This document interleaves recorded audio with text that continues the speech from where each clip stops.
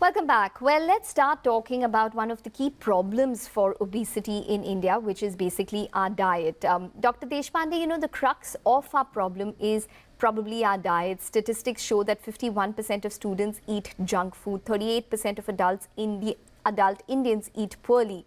So what is wrong with our diet to that extent? Is it the lack of protein? Is it too much carbohydrates? Or is it the incremental amount of junk food that our diet has, turned towards in the past couple of years?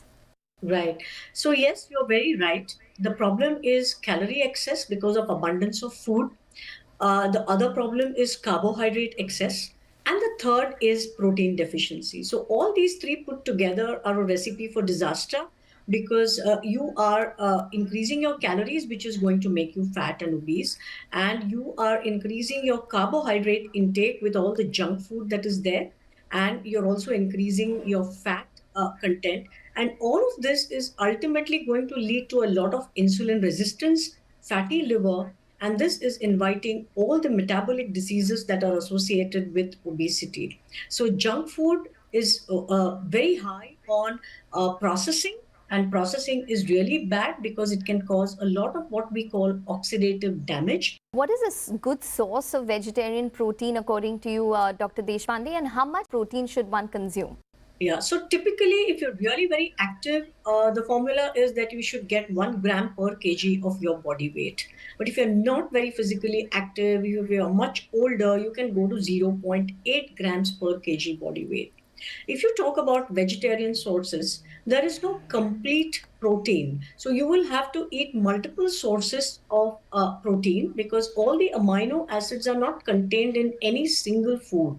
So vegetarian protein is basically not a complete protein. So you'll have to make a mix and match of different things like cereals, sprouts, maybe paneer, dairy, basically. So mushrooms. So these are all the ways that you can get proteins, but not one of them is a complete protein. So one has to be very vigilant. It's not a way you have to be really careful where your protein is coming from, and maybe meet up with a dietitian to actually find out where the protein is coming from in your food. So it's not very easy to get all the protein that you need from vegetarian sources. But mushrooms, dairy, all these are very few sources are there of protein. Sprouts do have protein, but they also have a lot of carbs, which people don't understand. Everyone thinks that sprouts is full of proteins. It has protein, but it also has a lot of carbs. And ultimately, if you had to get all your protein from the natural vegetarian sources, your calorie count is going to increase exponentially. So, so that is what you have to be careful about. Would you recommend weight loss surgeries, or is lifestyle enough to probably reduce the weight? How does it work when a person is obese? So there are very, very specific criteria for weight loss surgeries. And by weight loss surgeries, I don't mean cosmetic surgeries like liposuction, tummy tucks. I mean bariatric surgeries or metabolic surgeries. So once your BMI is above 37.5 and you're Indian, then there is a recommendation that you could consider surgery. If your BMI is above 32.5 and you've got diabetes, which is worsening, you've got kidney failure, which is coming up because of diabetes, or sleep apnea, or your hypertension gets much worse, you're not getting control, you've taken one drug after the other and still not getting control, then you should consider surgery. But otherwise, bariatric surgery should be remained and recommended only to those people who've tried everything else, multiple diets and exercise and failed it, or some of the newer drugs which are available, unless you're above a BMI of, let's say, 50. Because then nothing else is going to work. And you rather get the life-saving surgery than go down a path of trying various options and getting much worse with disease. Okay, all right. What are the risks to these weight loss surgeries? Because you hear, stray complications of weight loss or bariatric surgeries. You hear of fatalities as well. So any surgery is accompanied with a risk, right? It depends on what risk it is. Today, in best of centers across the world, bariatric surgery comes with a less than 0.1% risk.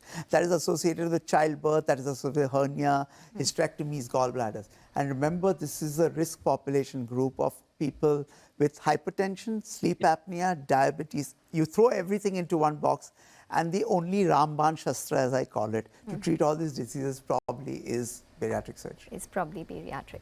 Okay, all right. Well, Dr. Deshpande, you know, the new alternative which has come out too for weight loss is basically the weight loss drugs, semaglutide tablets by Novo Nordisk. The oral form is available in India. How helpful is it when it comes to weight loss? How revolutionary is it to treat obesity? Yeah. So the oral semaglutide is revolutionary in the sense that a peptide molecule has been put in the form of a pill, and this is the first time ever any peptide has come in a pill. As far as oral semaglutide is concerned, the dose that is available now the world over is actually meant to treat diabetes, and it does cause weight loss, but not the amount of weight loss that would accrue from the anti-obesity dose of semaglutide, which is injectable.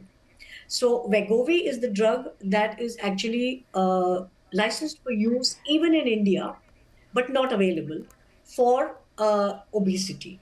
So you need higher doses of the same GLP-1 agonist for weight loss than for anti-diabetes effects. So yes, it does cause weight loss. And at the moment, it is licensed for use in India, the oral one only for diabetes. Okay, all right. But what are the side effects of these weight loss drugs, Dr. Deshpande? You know, they've been linked to a rare eye condition which can probably cause vision loss. There is a debate on mental health implications of it as well, and whether it, you know, actually helps in terms of dementia, and whether it, you know, causes suicidal tendencies as well. So the debate is really out there on terms of the side effects of weight loss drugs. What would you recommend? Yeah, so the short-term weight loss, the short-term side effects that are there, well, yes, everyone knows them, it's accepted. They're gastrointestinal, and that actually is expected. However, the other things that you talk about, the rare eye condition, the suicidal tendencies, the depression, or whatever it is, all of these are few and far between. And any drug that comes into the market is well researched. Nowadays, we have huge numbers of patients who have actually taken the drug. There are huge clinical trials. So when a drug is approved by the regulatory bodies, it means that the risk benefit ratio has been calculated, which means to say that the benefits far outweigh the risks of these rare conditions for which there is a warning, we know about it, and we are vigilant about it. So, as such, I would not preclude the use of these drugs just based on these small and rare side effects. The benefits that are there to the population are far more than these. Okay, all right. Who do you then, Dr. Deshpande, recommend it to, and what happens when you stop using those drugs? Do you put the weight back on?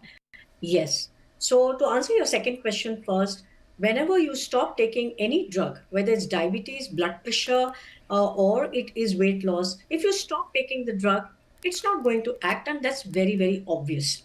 Having said that, once a person starts taking this drug, today there is no recommendation of when to stop it. So, for all practical purposes, we just say that it has to be taken long term. But once a person gets lighter, we hope and expect that that person starts to do more physical activity. And there could be a way in the future where we could start actually de-prescribing or de-escalating at least the doses of these particular drugs. But as of now, they have to be taken long term for the effect to last.